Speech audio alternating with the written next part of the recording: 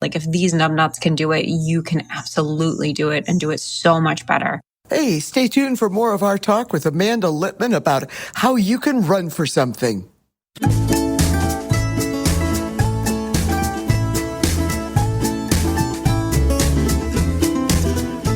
Hey, this is Kelly. And this is Sue.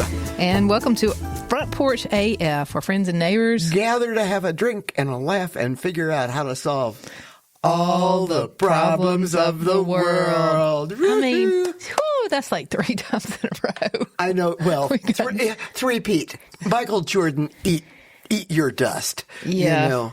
Does anybody even know who Michael Jordan is? Everybody should know. Yeah, right? Okay, He's the GOAT. Number 23. Mm-hmm. Yeah, Chicago Bulls. All right. Also, the White Sox. He tried to be a White Sox player. Yeah, that's right. He did do baseball for a minute. Well, that was our chat. By the way, and stay tuned because we're going to be talking about running for something, running for office with Amanda Litman. Yeah, this is a great conversation with her. Let's see. What are you having? Let's talk about this. What are you drinking today, Steve? I'm drinking water. You got it in a huggie, too. I do. I have it in a Front Porch AF huggie. The reason I am drinking water is, as you know, when I came home from Dee's last night. Oh, as I know, our listeners are learning this for the first time. Yeah. I had a couple. It was Snack Friday. It depends on how you define a couple, because for me that's 2, and I think you might have had a couple. I had a few, and it was Snack Friday, which I want to talk about in Neighborhood Notes because it was an excellent Snack Friday. Okay, but I'm drinking the old water today.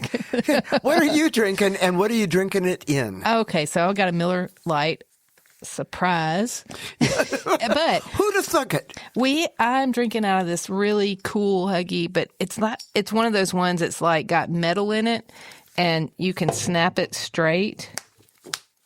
Our listeners are listening to the snap. They can't see that it's... And then you snap it around your bottle. And it's Bob Marshall's Wilderness, and it's beautiful. It's got all this really fantastic artwork on it. It came from a friend from Portland, Oregon.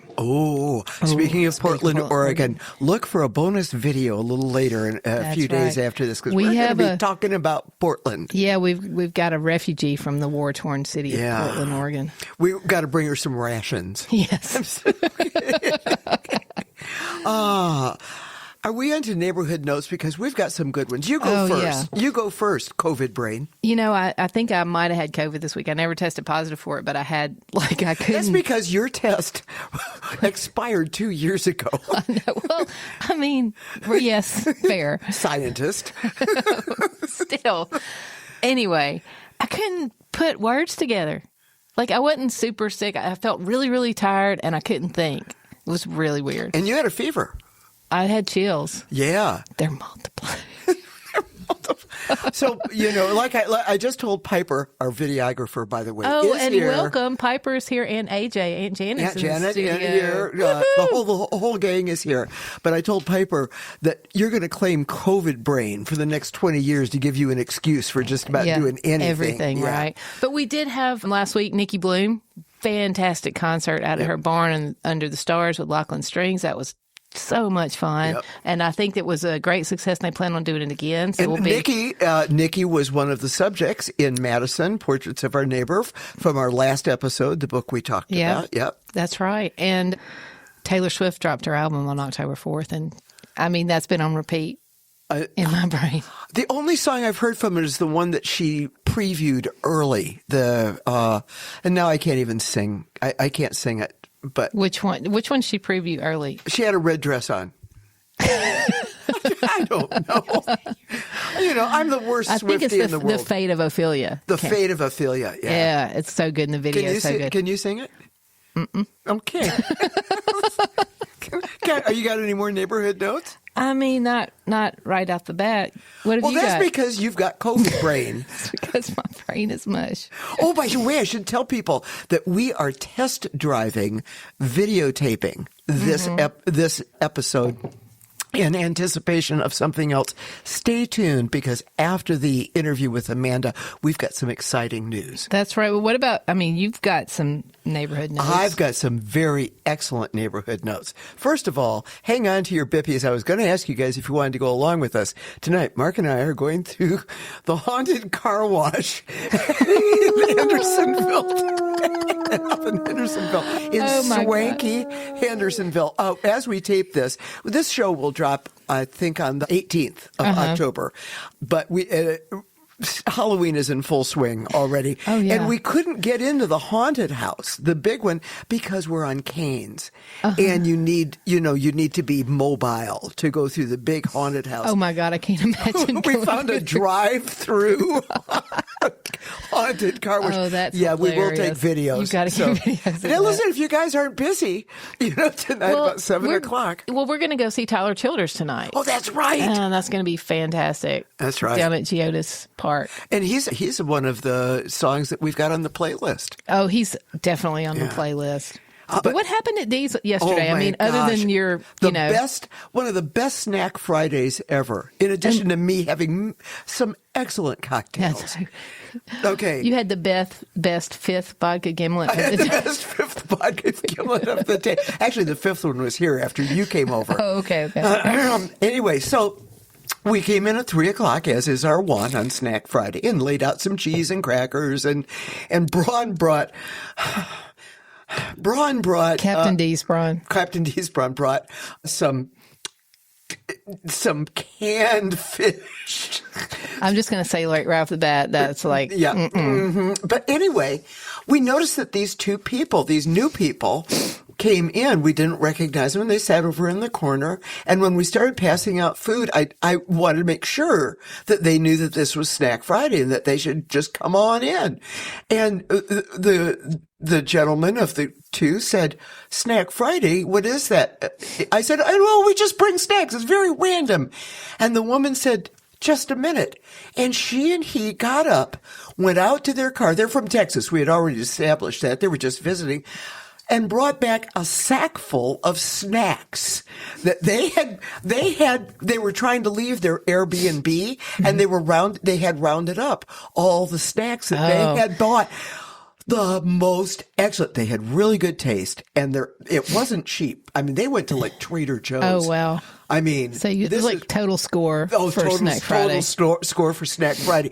Nobody ate my Aldi's cheese and crackers. What about that canned fish? Canned fish was, we're out of here. You should have seen the spread that they bought. Some salamis and some pescatore cheese and all this. These were awesome. Josh and Kat. And they promised Josh and Kat from San Antone. San Antone. All right. Awesome. Oh, wait, now this is leading up to, wait a minute. We got the mailbag. Okay, mailbag. We've got lots of new followers after the Tattoos Sue mini movie. Welcome to everybody. Welcome new followers. More tattoos to come. More tattoos in our future. More tattoos. And do you have anything from the mailbag? Yeah, we got this really great photo from a friend from New Orleans. That's right. On the front porch with the front porch AF koozie. Denise and Mike, hey y'all, thanks for listening. And we will put that photo up on the web, the Webatronic. And what's really cool, their front porch, they live in New Orleans, so totally all the New Orleans colors, bright purples and yellow. And then they have a sign from a guy named Simone, who's a very famous artist from down there, and it says, "What is said on the front porch stays on the front porch." And I'm like, not on our front porch. So listen, I've got to introduce the topic and our guest. We taped this interview a couple of days ago, and we're going to drop it in, and then we'll come back to the studio. Anyway, here's my question. How can one person make a real difference with the government the way it is? I'm not a politician. I can't make the law. You hear that all the time. Well, how about getting elected to public office? Yeah, you get to make the policy. You get to steer the ship of state. We're going to find out more about how to go about running for office, especially at the state and local level. Yeah. Our guest is Amanda Litman, the co-founder and president of Run for Something. It's a nonprofit organization which recruits and supports young, diverse progressives running for down-ballot office. And since the launch in 2017, Run for Something has helped elect more than 1,500 leaders across nearly all 50 states, including Tennessee State Representative, now District 7 Democratic congressional candidate Afton Ben. And here's a great fact. More people have signed up with Run for Something in the past 10 months than during the entirety of Trump's first 4 years in office. The last 10 months, since January 20th you to think? now? Yeah. And it brings Run for Something's total pipeline of young people ready to run for office to over 230,000 people. Before launching Run for Something, Amanda worked as a political strategist. She was on Forbes 40 Under 40 list and was one of Time Magazine's Next 100 Rising Stars. Her new book is When We're in Charge, The Next Generation's Guide to Leadership. But her 2017 game-changing work, Run for Something, a real talk guide to fixing the system yourself, is what brings her here today. We caught up with the very busy Amanda at her home in Brooklyn. Thank you for joining us, Amanda. Welcome to our audio front porch. I am so excited to be here. I wish we could be in person, but this is almost as good.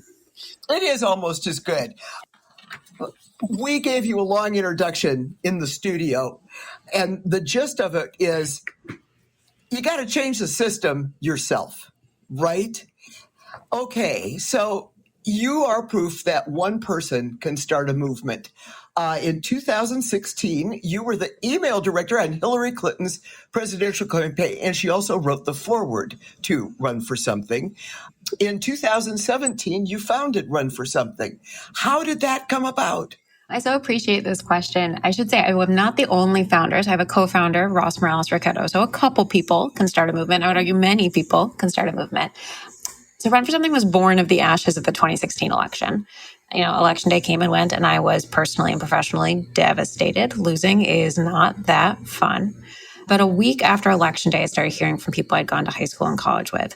Hey, Amanda, I'm a public school teacher in Chicago. I'm thinking about running for office. How do I do this? You're the only person I know that works in politics. What do I do? And at the time, if you were young and newly excited about politics and wanted to do more than vote and more than volunteer, there was nowhere you could go that would answer your call. So I reached out to a whole bunch of people with an idea. What if we started an organization to solve this problem? One of those folks became my co-founder, Ross, and we wrote a plan and we built a website, and then we launched Run for Something on Trump's first inauguration day, thinking, what a fun hobby this will be. Like a side project. I was interviewing for real jobs. He was managing a congressional race at the time. And instead, we had 1,000 people sign up in the first week. As of today, we're up to about 250,000 people who've raised their hands to say they want to run for office. We've endorsed more than 3,000 and helped elect more than 1,500 across 49 states plus DC. By the way, one of those people was our own Afton Ben. My girl, she's up today. Today we're recording. She's up for a congressional race. I'm so excited for her. Well, we've got our fingers crossed. Yeah, we do.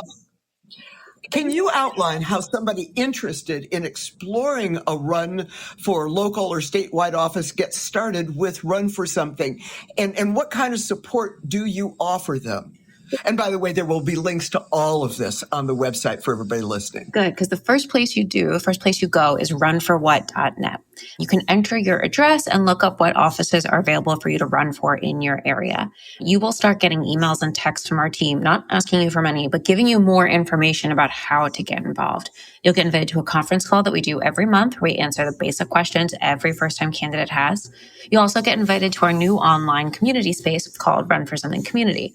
On there, we've got ways for you to chat with other potential candidates, to chat with campaign experts, chat with folks we've worked with in previous cycles, as well as start taking one of 2 training tracks we've set up for you. One is if you're ready to run in the next year. One is if you're thinking a little more long-term, the next 1, 2, 3, 4, 5 years. All of this is totally free, and with the exception of the conference call, something you can do on your own time. You will start getting resources that we've put together for how to file, how to get on the ballot, how to think about campaigning. We'll make sure you have info about trainings coming up in your area, as well as stuff that our partners are doing. And once you file to actually run, you can apply for our endorsement. We have a public application. We want to see your campaign plan, your budget, your win number. We want to know how you're going to get from A to Z. And we want to know how you align with us on values. We know that those values can show up as very different policies depending on where you are and what you're running for. But we really want to make sure that we're aligned on our ultimate end goals. Once we have endorsed you, which we do for about half the people who apply, we really work with you for whatever it is you need. So do you need help getting the state party to answer your emails? Great. We can do that. Do you need help getting access to a text messaging tool or setting up ads or prepping for a forum or reviewing vendors or just someone to talk to when things are really hard? We can do all of that for you. And then we stick with you post-election day. So if you win, we'll make sure that you've got the governing support you need. And if you lose, we'll make sure that you're ready for whatever comes next. Gosh. This, talking about sidetrack, when you talk about the kind of issues that you're doing right now, there is a huge debate in the Democratic Party about to go with the traditional values or to broaden it and be a little bit more accepting of people who are maybe not traditionally Democratic valued. What's your opinion on that, on how far you should stretch your core values to win? I think it's a distinction of values versus policies. We can all agree that equality and equity as a policy should never be compromised. And there are, as an example, there are different ways to have that value show up in terms of policy implementation. And we should absolutely be flexible on that, knowing that we need Democrats to be able to win in a whole range of types of communities. I live in New York City. The way that a candidate might talk about, to take another issue, for example, gun safety, is going to be very different in New York than it might be in Nashville. That doesn't mean one is better or worse. That means that they are different. And in order to win and to effectively govern, you might have to talk about things and prioritize things a little bit differently. But we can both agree that getting us safer from gun violence is a goal. Amanda, you have a lot of people that have signed up. You said 250,000.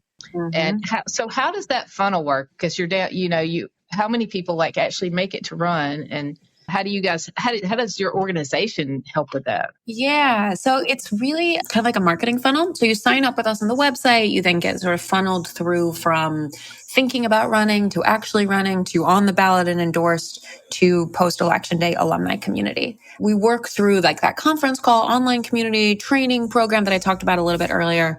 For us, the benchmark based on data matching we've done in years prior is about 10% of the people in our pipeline at any given point are running for office. So the bigger that we build that top of funnel, the more we can get folks through to the bottom of it. We also know that it takes people about 11 months in the pipeline before they file for our endorsement, which is the next formal checkpoint we have.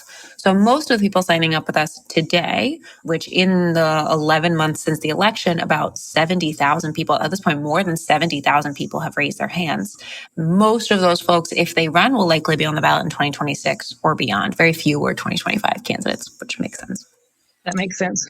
I'm going to let my co-host ask this next question because you'll be surprised. Kelly is over 30. Kelly.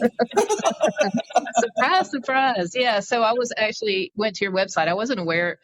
I mean, I'd heard of the organization and I'm like, what a great organization. But I was thinking about signing up and I got to some point and it said, we endorse people under 40. And we just wondered how that came about, that cutoff. And anyway, how strict is that cutoff anyway? I mean, we're not kidding about, I'm considering running for some sort of public office. And so that's why I started exploring your website.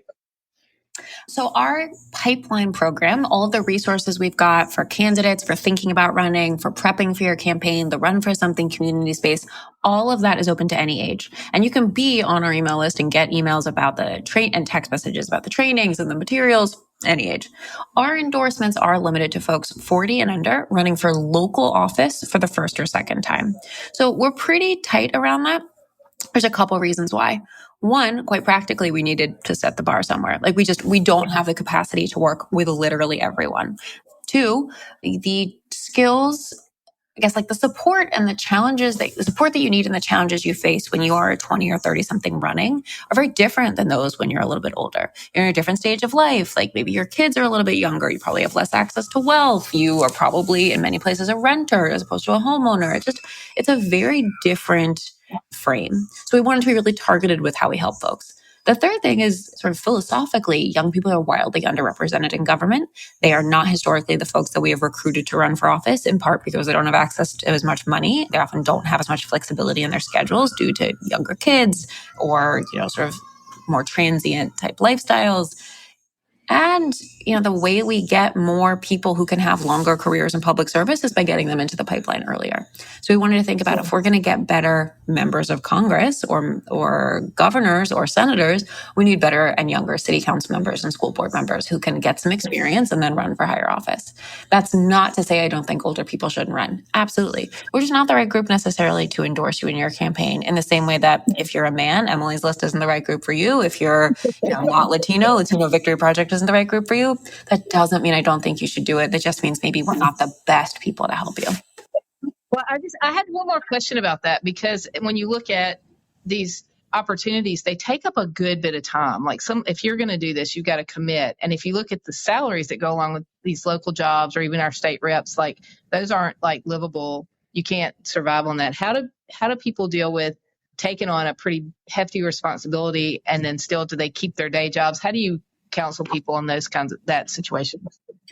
I would say 99.9% of the candidates we work with continue to hold their day job or however it is they spend their time, whether they're full-time caregivers or students or have a 9-to-5 or a non-traditional job, whatever it might be, they work for a living as much as they need to. Most local offices are not full-time positions. Very few are, actually. There's a couple state legislatures that are, but most are not. School boards are not. City councils very rarely are, outside of some of the bigger cities. These are part-time jobs or part-time hobbies. Most of them are not even paid. The ones that are barely paid. It sucks. I'm not going to pretend that's fair. It should not be. We should be paying all elected officials really good salaries. It should be deeply competitive. It should be a great way to recruit good talent, to make this a thing that you can do. Because if you have to be wealthy to afford to be able to do it, that limits the kind of people who can run.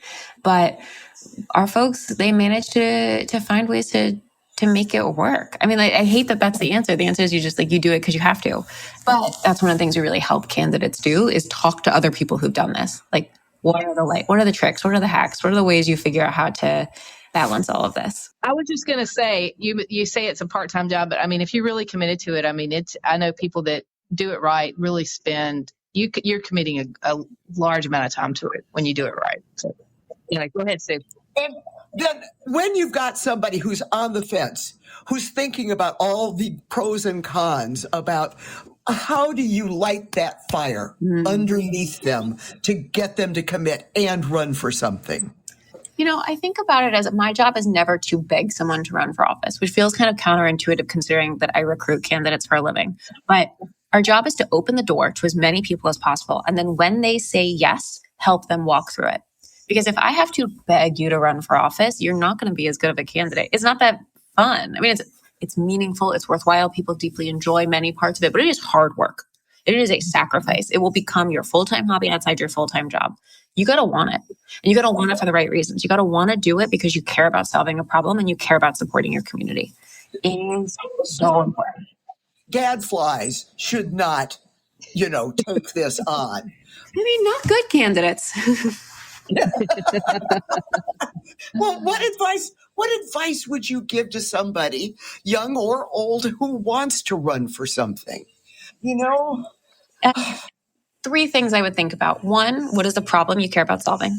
Two, what is the office that would give you power to solve it? And three, why should voters want you to win?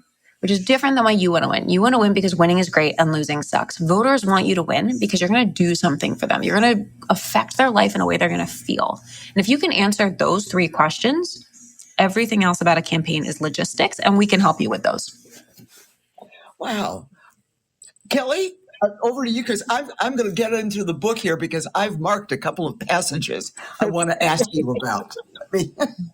Go ahead, Sue, with your passages. Okay. This is really interesting. This is in your advice section. Nearly 90% of Facebook users watch videos on their phones, which mean the volume is often turned down. Make sure your ad is effective without sound. That is absolutely perfect advice. Do you have any examples of things that people do wrong? I have about a million examples. No, I think the big thing that people do wrong is they try and adopt a style of online communication that isn't true to who they are. So if you are not good at being like face to camera, for example, or like doing the sort of like informal, hold your phone in front of you while you're walking down the street kind of video, don't force it. If you're not good at like the dunks on social media on like, Twitter or Threads or whatever, don't do it. Be yourself on the internet in a way that feels comfortable and true to who you are, because we can tell when you're forcing it or faking it. And that is way worse than just like deciding to opt out of a particular communication stream. Like, I think a lot, like not everyone needs to be on TikTok. It's okay. If it's not for you, it's not for you. Well, thank you, because I've been trying to master TikTok for this for months. I'm sorry. I can't do it anymore. What are you looking forward to over the next year?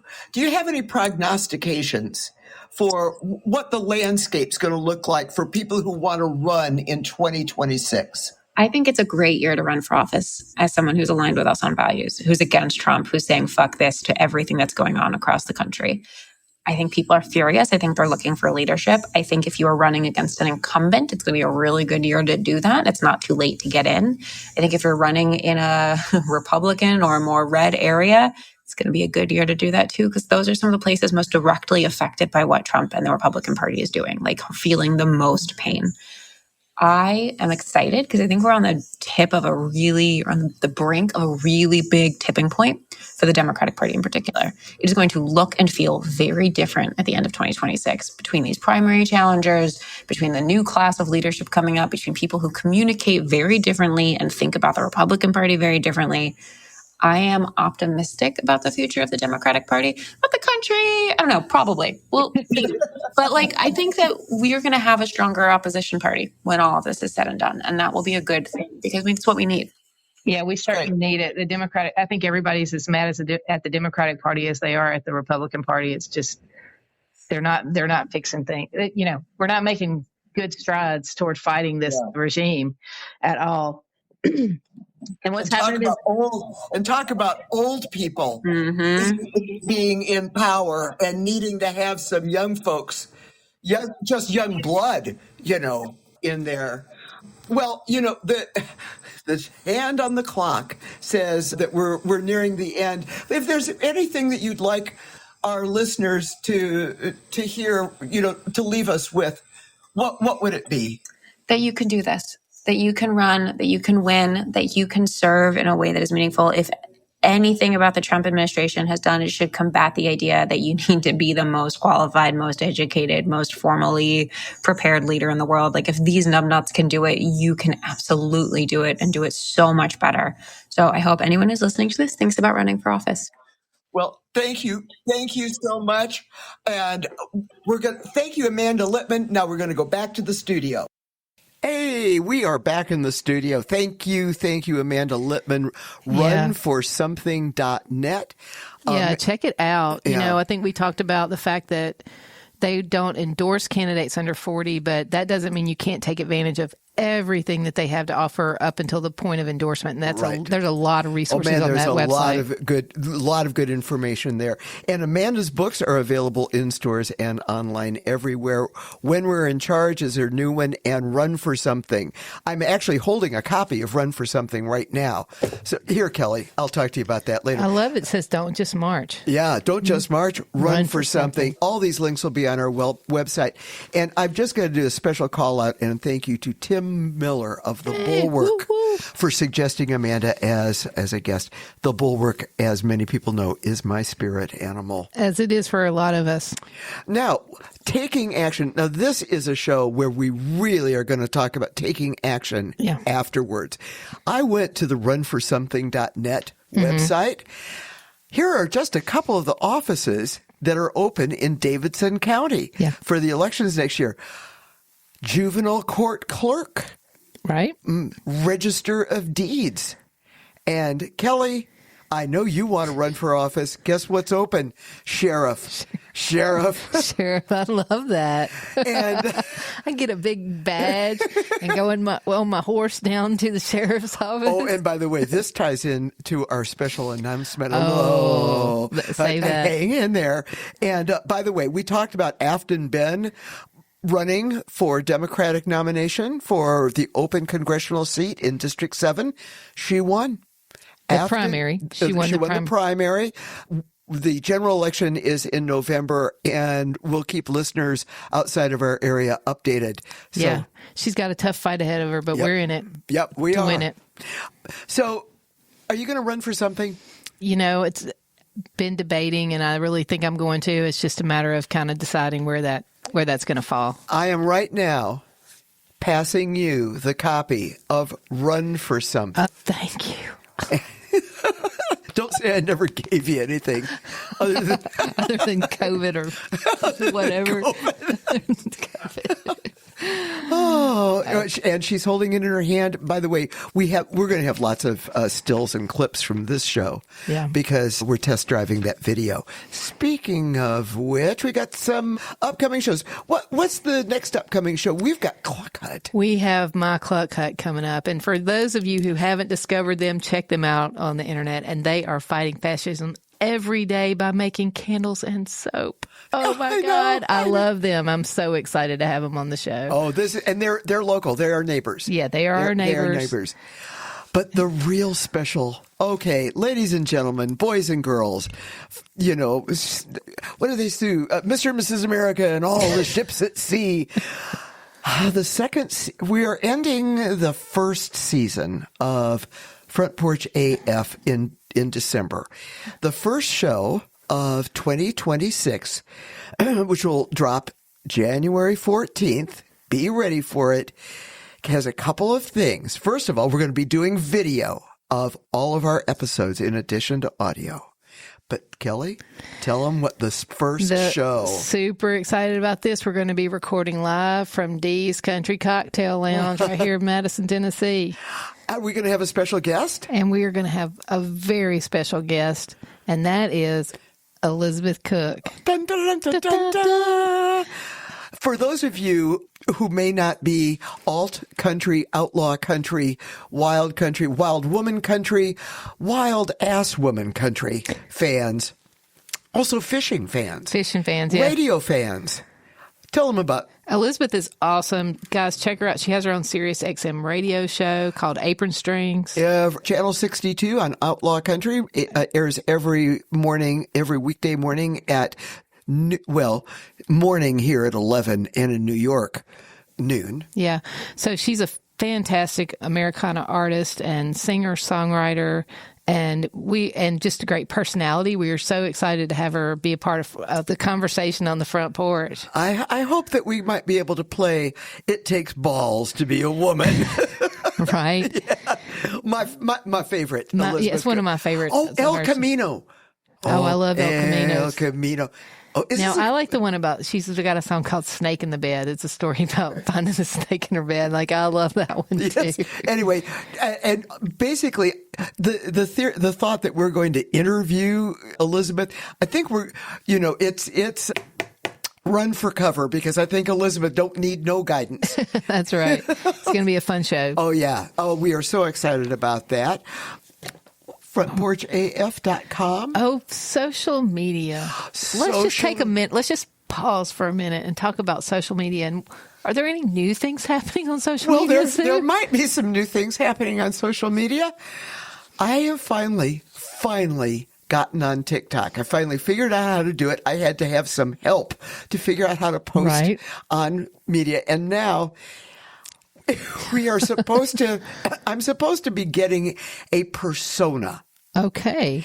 I consulted with a dearly beloved friend. A real influencer, right? A real influencer, yeah. Right? And we got it, and I put up my first TikTok, and it got 4,500 views. Oh my gosh. I mean, and now I've done 2 others, and none of them has come up to that point. But I've talked with another person who knows their stuff, and they said, I need a persona.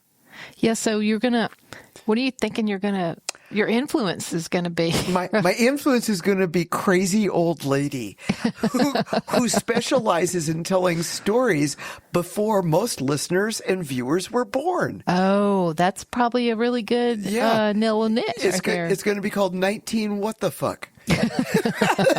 Sometime in the 1900s. I love what it. the fuck? Did you just snort? I did. Oh my God. Oh dear. Look at the time. Look at the time. Look at the time. We've got to go. All right. Speaking of socials, take us through All this. right. Well, you can find us on the World Wide Web at www.frontporchaf.com. I keep telling you, you don't need the www anymore. Listen, I'm from the 1900s, babe. The aughts. The aughts. And check us out on Facebook and Instagram. You can find Sue on Twitter. No, you can't find me on Twitter. No, never Twitter. Sorry. Jeez, it's a COVID brain. I've got COVID brain. Oh, jeez, it's the TikTok. It's Music City Sue 0. Yeah, is my TikTok handle, and I haven't introduced folks to Front Porch AF yet on TikTok. I understand from my guru that I need to establish my persona first. Yeah, no, I think it's a separate. It's like an offshoot thing. Yeah. Okay. So anyway, so find us on the web anywhere you get your podcast, and that's Front Porch. It's at Front Porch AF on all of that stuff. Yeah. So. Until next no, the script goes. Okay. Sue says. Go Sue. So until next time. I don't have my readers. Kelly says. When we gather on our audio front porch and grab a drink. And this is both of us. Solve all the problems of the world. Cheers, y'all.